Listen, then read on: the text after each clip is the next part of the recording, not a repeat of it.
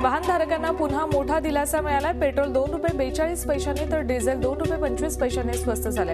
आंतरराष्ट्रीय बाजारात कच्च्या तेलाच्या किमती कमी झाल्यामुळे पेट्रोल आणि डिझेलच्या किमती कमी झाल्या। दिल्ली विधानसभा निवडणुकीसाठी भाजपने आपलं व्हिजन डॉक्युमेंट जाहीर केले। व्हिजन डॉक्युमेंटमध्ये भ्रष्टाचार मुक्तीला प्राधान्य देण्यात आले। दिल्ली वर्ल्ड क्लास सिटी बनवण्यावर भर देण्यात आलाय। तसंच महिलांच्या सुरक्षेवरही व्हिजन डॉक्युमेंटमध्ये भर देण्यात आलाय। शिवाय दिल्लीतील रुग्णालयांचा दर्जा सुधारणं, स्वच्छ पाणी देण्यासाठी प्रयत्न करणं, वीज आणि घरं उपलब्ध करून देणं, तसंच जिथे झोपडी तिथे घर अशी आश्वासनं देण्यात आली आहेत। दिल्ली विधानसभा निवडणुकीच्या प्रचारात पंतप्रधान नरेंद्र मोदी यांनी आपचे नेते माजी मुख्यमंत्री अरविंद केजरीवाल यांच्यावर जोरदार हल्ला चढवला। काँग्रेसनं दिल्लीकरांची 15 वर्ष फुकट घालवली तर आपनं 1 वर्ष बर्बाद केलं। ही 16 वर्षांची भरपाई भाजप सरकार भरून काढेल अशी ग्वाही पंतप्रधानांनी दिली।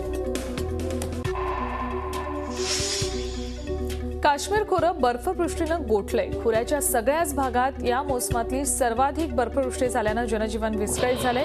श्रीनगर ते जम्मूला जोडणारा नॅशनल हायवे क्रमांक 1 दुसऱ्या दिवशीही बंदच ठेवण्यात आला होता। हिमाचल, कुलू मनाली आणि किन्नौर परिसरातही बर्फवृष्टी सुरूच आहे। जम्मू काश्मीर, हिमाचल, उत्तराखंडमध्ये पाऊस आणि बर्फवृष्टीचा इशारा दिलाय।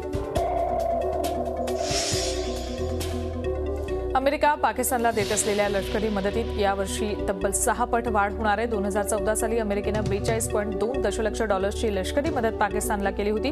2016 सालासाठी ही रक्कम $265 दशलक्ष प्रस्तावित करण्यात आली। राष्ट्राध्यक्ष बराक ओबामा यांनी मांडलेल्या बजेटमध्ये ही तरतूद करण्यात आली।